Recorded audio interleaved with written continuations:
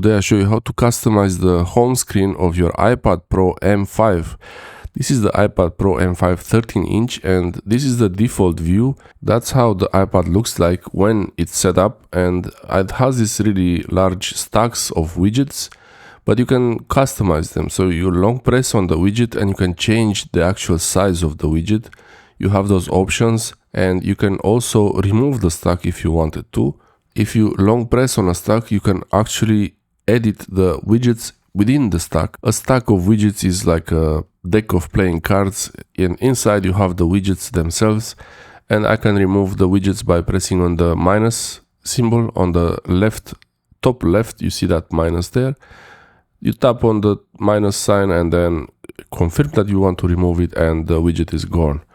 You can even remove the widgets from a stack to keep only one widget. If you want to, you can convert it to a widget, to a simple widget, so it's not a stack. You can tell a stack from a widget from those dots on the side, and you can also swipe up and down to switch between widgets within a stack, like that. This is how a stack of widgets works. And yeah, you can also change the size. It's very customizable, and in general, a long press will give you options to customize something. A long press and hold and drag, it will move things around. So I like to customize things, and I'm still not sure exactly how I want it. One important trick, I believe, is that when you long press on a widget, you can also change it from a shape to an app icon. It converts to the icon of the app, but the stacks don't do that. And also the widgets, they can resize to different sizes. By doing this, you go into jiggle mode, you long press in an empty area of the screen, and then you use that pulling handle, the dragging handle, that will change the shape of the widget to whatever you want, but it will only adjust to the shapes it's meant to be. So you cannot make it have a shape that is not made to have. And this is because the widgets, they need to show you some things, some information. And for example, there are a few presets for sizes where it's a square, big square, or this wide, like that. I prefer some widgets to have, like the weather widget. I understand it's useful to have it a little bit bigger to see more information, but for other widgets you just need like a small space, not much. But you see that pulling handle there, I enable the jiggle mode with the long press on the home screen. In an empty area, this is important, and then I can adjust that handle. It's very convenient, and that's adjusting also the stack of widgets. So it's adjusting a widget by itself and the stack. And you know it's a stack because it has those dots on the right side of the widget. It's showing you how many items are within the stack, how many widgets. It's very customizable. You can move things around. You can also move apps. You can move apps into folders. You can move two apps into one folder if you wanted to, by combining the apps like this. This is a great way to save space on your home screen. And you can also move apps out of the folders like that.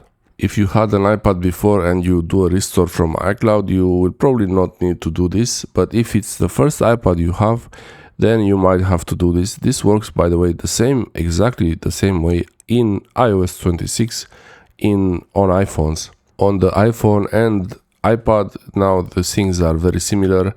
And also you have the app library here where you see all the apps, and they are in a specific order. So there you don't get confused. I use the app library for some things.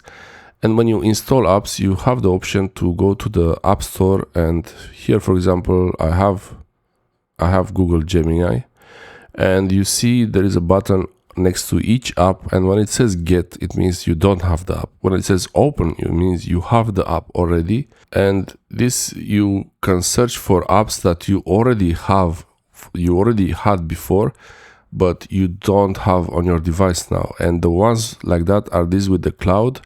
So that with the cloud, that app icon, it means you had this app before, but now you don't have it on this device, and you can tap on the cloud to get it. You had it before, but you don't have it now, so you can download it and install it basically easier. The in some situations, for some installations of apps, you might have to enter your password, your Apple account password, or use Face ID, depending on how you set up your iPad. And also you will have to do a double press like now. So I have to install this app. I have to do a double press on the power button to confirm I want to install this app, or use Face ID, but somehow it didn't work with Face ID here and it's asking me for the password. But if that doesn't work, you can cancel it, you can check again, you can try again, and I will press the X, start everything from the beginning, make sure I look at the iPad the same way I was doing it when I set it up. And now the Face ID worked and the app is starting to install. It's easier than to have to type the password, but that's also the option. If Face ID doesn't work temporarily, you can type the password for your Apple account and it will install the apps you want. I believe it's better not to have too many apps.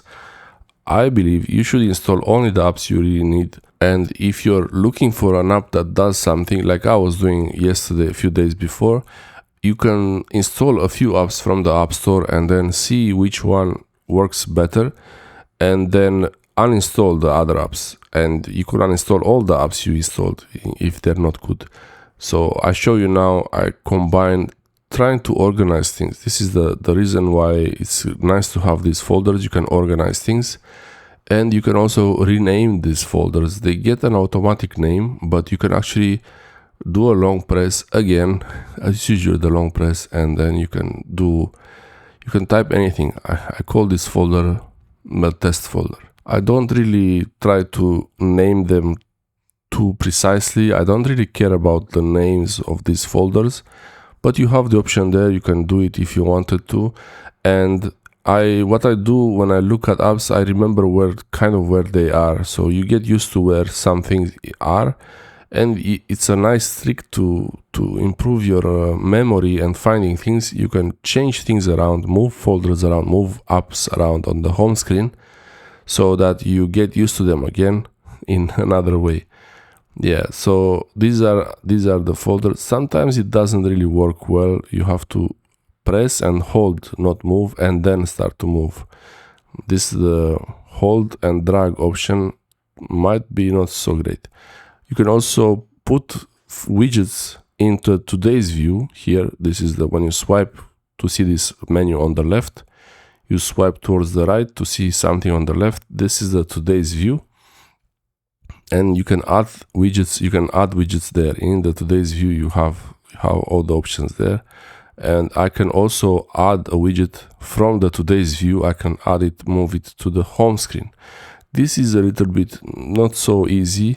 You have to take this widget to the right side of the screen, right on the edge there, and hold it there. I have a bit of a problem with this. It doesn't work very well for me, but yeah, if you get it, once you get the movement, the action, then it's easy. So it went there.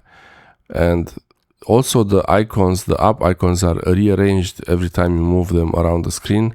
There was a way to make them fixed, to position them fixed, but I don't remember. I got used to this, how they are, and I try not to move the app icons too much. But if I move them, it will be fine because you just learn the way they are, the new ones.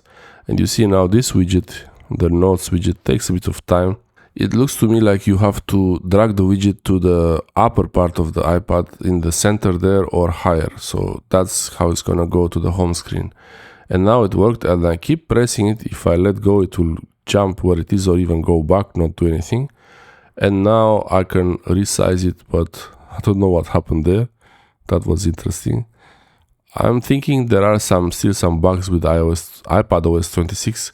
My iPad, actually, this is the iPad Pro M5 13-inch, and it's a brand new iPad, and after one day of using it, it froze and I had to do a remote erase from iCloud. So that was pretty strange, but it's working now. Maybe it was with the apps I installed. I was installing some remote desktop apps.